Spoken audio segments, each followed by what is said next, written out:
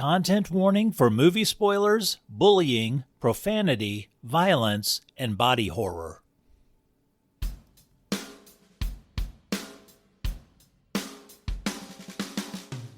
Hello, welcome to Discount Storytime, literature's finest dumpster fire.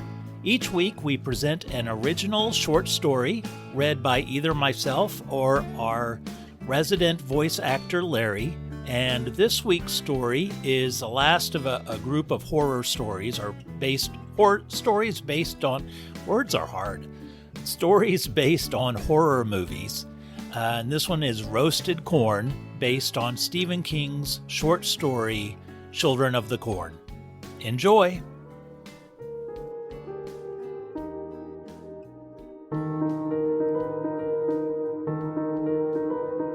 Go to hell! Vicky yelled inside the car. "Maybe I will, then you'll be sad," retorted Bert while punching the gas. A long silence followed as the AMC Gremlin rolled along miles of Nebraska highway. Eventually, Bert and Vicky broke out in laughter and apologized for their outbursts. They had been together 5 years and were having a "we need to talk about where this relationship is going" kind of talk. Although normally a 10-2 guy, Bert took his hands off the steering wheel and held Vicky's. "I love you, I really do, and of course I think about where our relationship is headed, but..." Vicky gave his hand a squeeze. "But what?" Bert shook his head. "I can't afford a nice ring, and I don't want to give you some crappy little ring with barely a diamond in it, because you deserve better." Vicky let go of his hand and turned to face him. He knew he was in trouble by the way her birthmark, a cute red splotch on her forehead that she never really outgrew, it turned bright red. That was his danger signal. "Bert Abercrombie Robeson, do you really think I am someone who cares about the size of a diamond? Don't you dare put this on me. This is just another excuse you make up when we talk about marriage. You always find an excuse. Why would I care about an expensive ring?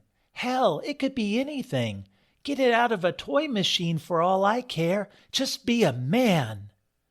She turned away and angrily flipped through her paperback copy of Night Shift. Irritable in the cramped car interior, she tossed it on the dash and turned on the radio. It only played K-pop and Let's Dance Party music, which only worsened her mood. She frowned. "Ugh, this stuff reminds me of middle school." Bert nodded in agreement, reaching for common ground. "Middle school was awful. I was good at running track, but shy? Oh, I was such a shy dork. I bet you were, let me guess, Little Miss Popular." Vicky barked a laugh. "Oh, I was popular, but not in a good way. In middle school, I was a total mean girl." She caught a shiver from the memory. "I was so nasty to everyone just to be accepted into the right cliques. Ugh, I never want to go back to look out." Bert slammed on the brakes, and the AMC Gremlin squealed to a halt. A 12-year-old girl stood in the middle of the road with her arms out. She wore a faded sunbonnet, and her black dress matched her waist-length black hair. Vicky and Bert leapt from the car. "Are you okay?"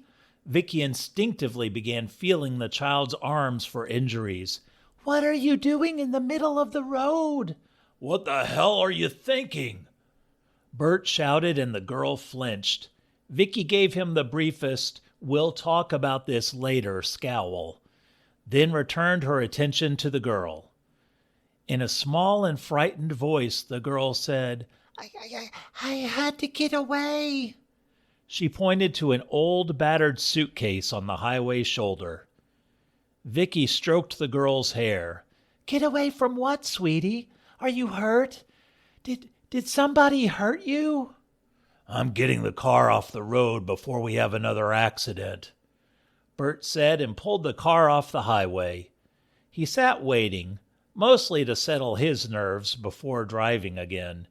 He might even ask Vicky to drive for a while, although she hated driving. But he had been doing most of the driving since they left Boston, and his nerves were shot. Bert tried his cell phone, which didn't even have one bar of service.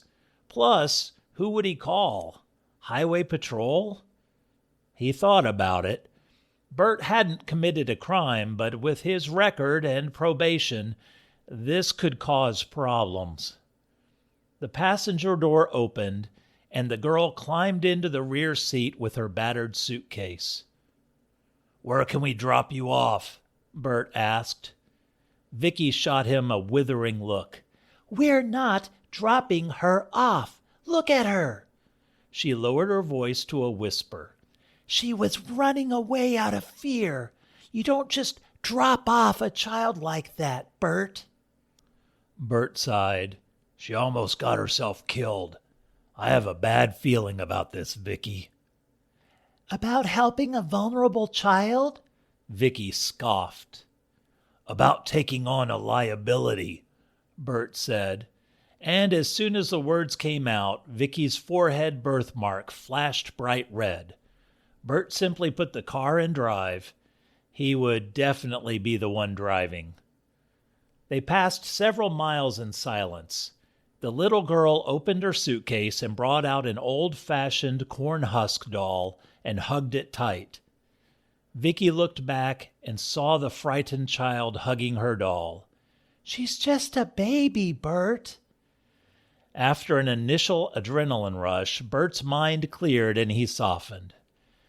"Yeah, I know. I almost killed her, Vicky. I almost killed a child today." Vicky reached over and smoothed one of Bert's many cowlicks as a peace gesture. Bert continued, "I agree. We have to take her somewhere safe. But you and I are not equipped to handle this, Vicky. She needs professionals." "I could go with you," said a small voice in the back seat. "Please, let's just get out of here. Take me with you, wherever you are going. Please, take me with you. I'll be good. I won't even eat that much." They passed a sign that read, "Welcome to Gatlin, the nicest little death trap in Nebraska or anywhere else. Population 5431. Bert pointed to the sign. "Look, here's a town.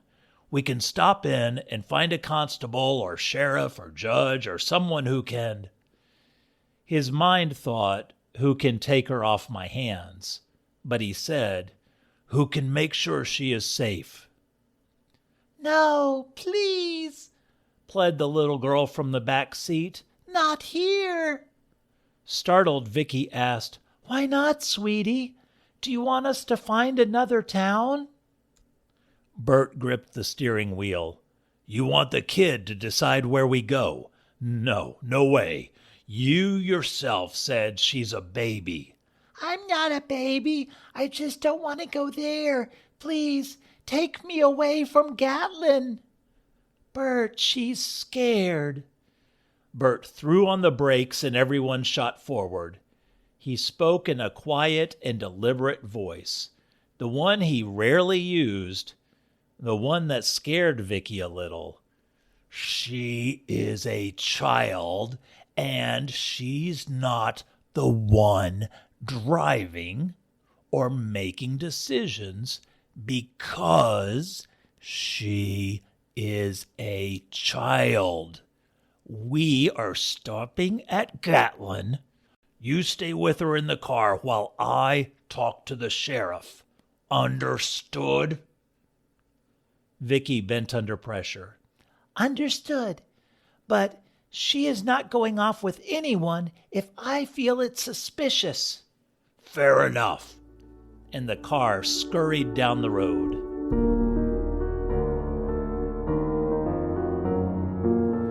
The town of Gatlin was quaint in a ghoulish sort of way.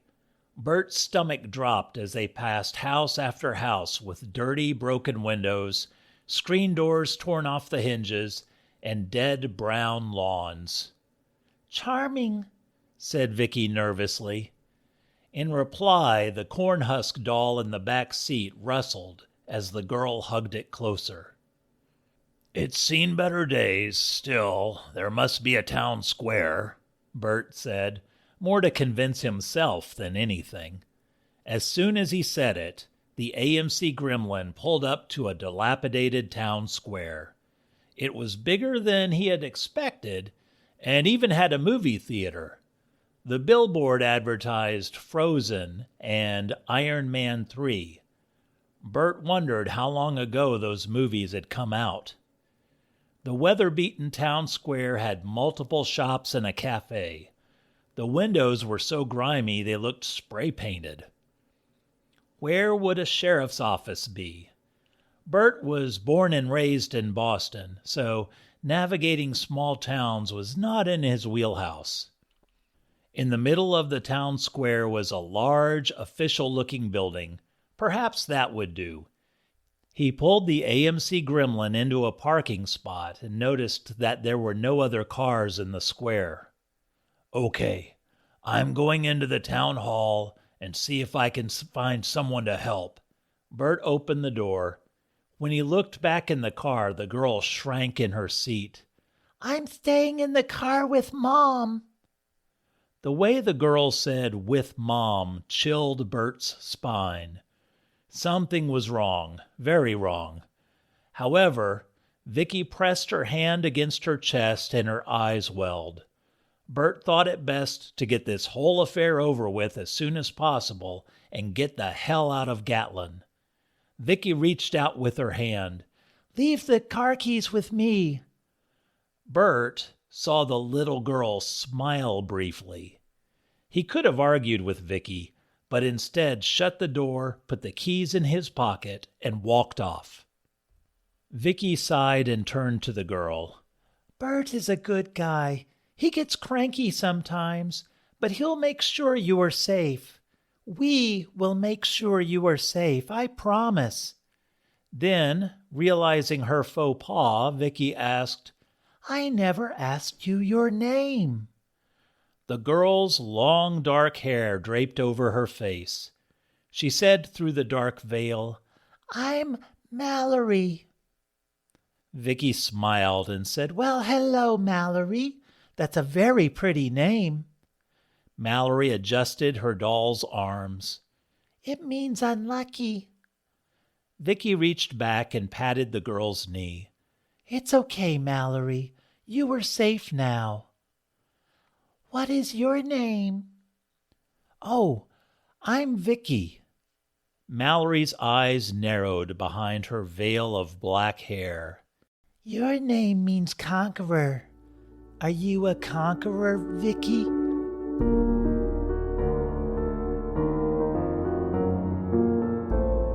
Once out of the car, the first thing Bert noticed was nothing. Nothing at all. Dead silence. No air conditioning units humming in the August heat. No birds, no nothing. Remembering his question about the movie release dates, he pulled out his phone. Still not a single bar. He doubted Vicky's phone would fare much better and kept walking. The door of the town hall was thick with grime, but unlocked. He nearly pulled a muscle dragging it open over the detritus of mud and leaves. The interior had no light, save what wedged through the filthy windows, and the air reeked of sadness and despair, much like a child's birthday party. Bert called out, "Hello?" which echoed into the darkness without a reply. A time-yellowed calendar hung in the main hall. On it was a photograph of a sleek and stylish carbon kitchen sink faucet made by Kohler. Bert thought to himself, although the carbon kitchen sink faucet is a sleek hybrid of functionality and contemporary design, and let's face it, Kohler faucets never go out of style, The carbon kitchen sink faucet was at its heyday around 2010. Then, to confirm his suspicion, he saw the calendar date, July 2012. What is going on here? Bipolar. Bert ventured deeper into the town hall.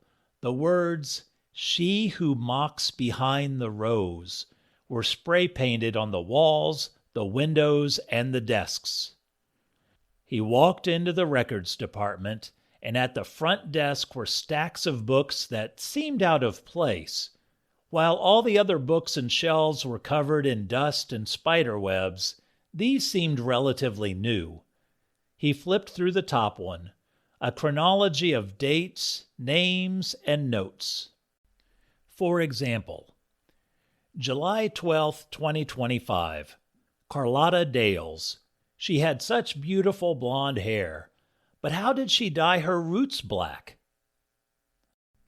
Or another, July 23, 2025, Mike Stimbleton. His hairstyle was nice. It almost made his nose look smaller. And another, August 1st, 2025, Mr. and Mrs. Carlton and Petunia Rombuston. They were such a cute old couple. Her mustache nearly matched his. Bert scratched his head. What the fuck? The AMC gremlin horn blared, and Bert dropped the book. Vicky! He raced outside, and the low-hanging sun threw him off. How long had he been in there? Vicky and the girl were not in the car. Instead, a different girl, about the same age, but with copper-red hair and wide eyes, blasted the horn. Where's Vicky? Yelled Bert as he ran to the car. They took them. They dragged them out of the car and took them. Please, help me. Who took them? Who are you? The copper-haired girl leapt out of the car and ran through the town square. No time. Follow me. Bert had once been an excellent runner, but that was decades ago. His chest burned, but he kept up with the spry kid. They ran past the movie theater, and a factoid bubbled up in Bert's brain. 2012. Frozen came out in 2012. They ran past the houses and into the cornfields. Where are we going? The girl stopped to let Bert catch up. This way! Hurry!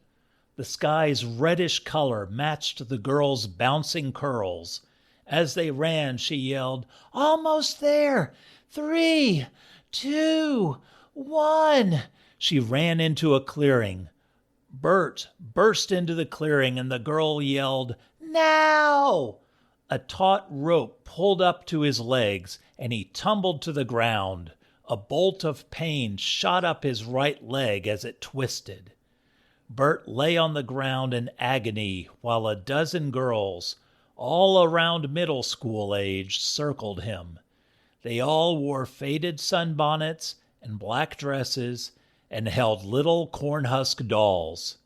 Vicky and the girl were nowhere to be seen. Bert caught his breath. Who are you? Where is Vicky? The girls smiled and circled him as if playing musical chairs. One girl, taller than the others, with dark skin and dark hair, said, Oh, Vicky, out there. Mallory took her to meet... Meet who, damn it? She who mocks behind the rose. The other girls repeated with reverence. She who mocks behind the rose. They circled Bert. So, I hear your name is Bert. I'm Brenna. We both have B names. OMG. The tall girl giggled. I like your clothes. Hey, you're a grown-up.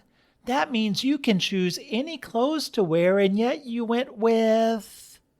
She pointed to Bert's button-down denim shirt and jeans, and all the girls laughed.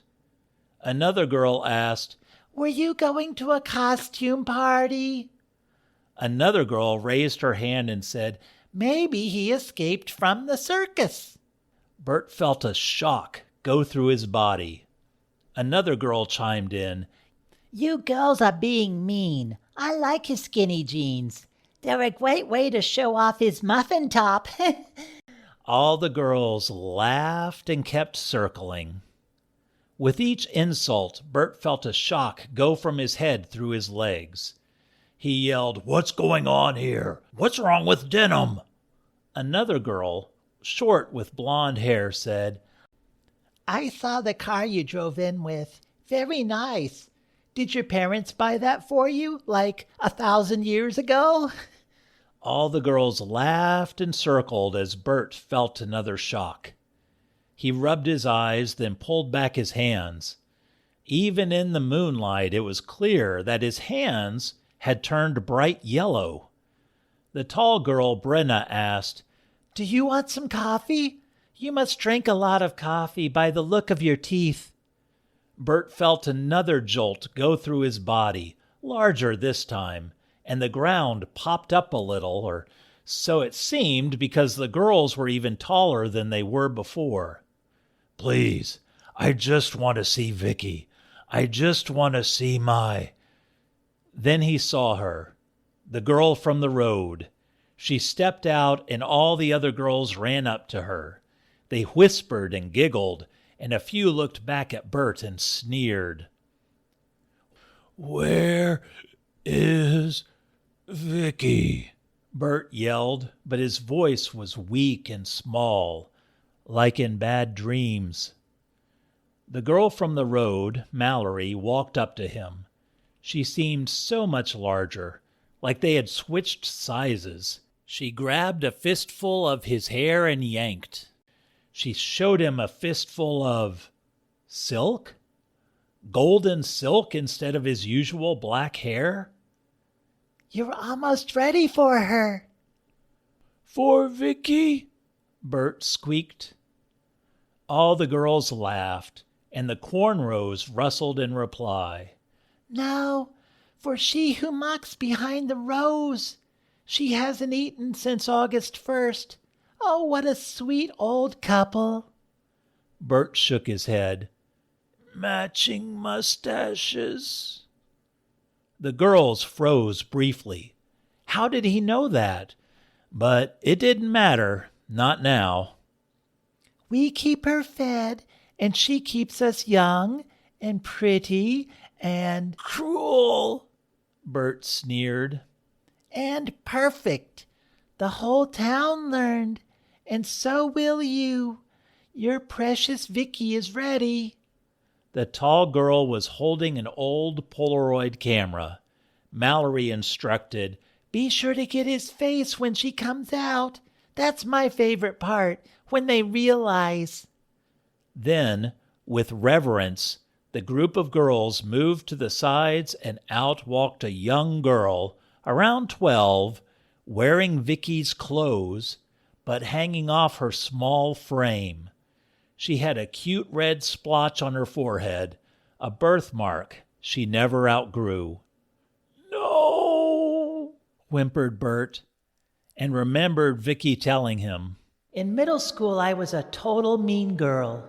Her soft, caring eyes now burned with cruelty. Vicky grabbed his face hard, and, seeing his tears, said, There now, don't be sad. Chins up. The girls all laughed. Bert pulled something out of his pocket, his last chance to bring back his Vicky. A hand, or at least the last of a hand now covered in corn silk, lifted a small engagement ring. It glittered in the moonlight. In a raspy voice he said, "I was looking for the right time to surprise you." For a brief moment she looked at him, and her eyes softened. Then a smile curled from her lips. He was about to smile back when she examined the ring and said, You call that a ring? A ring from a toy machine would be better. Ugh! Vicky hurled the ring with all her might into the cornfield. Bert felt the last shot go through his body, and Vicky giggled. She took the small green tube of what used to be a person into her hands, hummed a pop song that would be good to dance to, and gently peeled off the husks and twisted them. Then, using short pieces of string, tied them around to make a head and arms. Cute! I think I'll name her Roberta. Vicky held up the doll and spun around, dancing to the pop music in her head. Around her, the cornfield waved lazily, content after a full meal.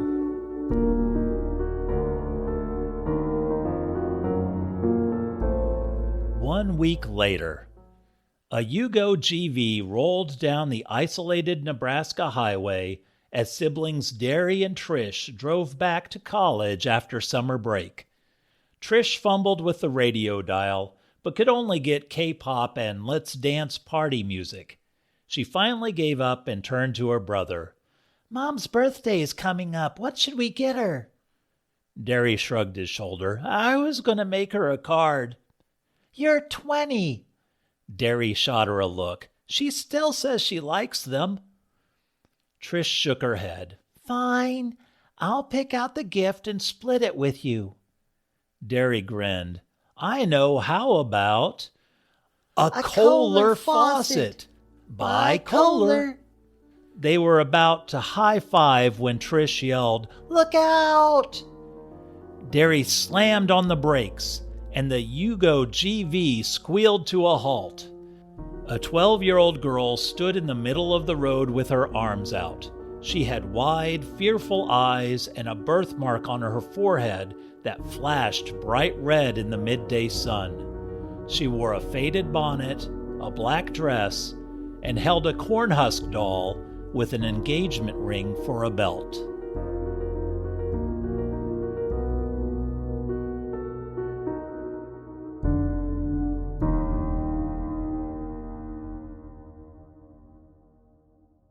I hope you enjoyed this story, and we are going to be back in 2 weeks instead of our normal weekly schedule. I have been able to get a consulting job, which I'm very excited about, but it is also going to be taking up a lot of my time, and anyone who has made a podcast before knows that it's more time intensive than you would think, even a half-hour episode. So for the time being, at least for the next few months, we are going to be going on an every other week schedule. So next episode will be on February 16th. We're coming back with Freddy Cat and Freddy and the Cabin. We are taking a break from the horror movie stuff, and we'll be kind of adventuring with Freddy for a little bit. So, with that said, I do have a song for you to end this out with. It's called Calliope House. It's an old Irish jig. I hope you enjoy it. And until we meet again, be sure to play nice with others, be super duper kind to yourself, and as always, remember to laugh. Bye.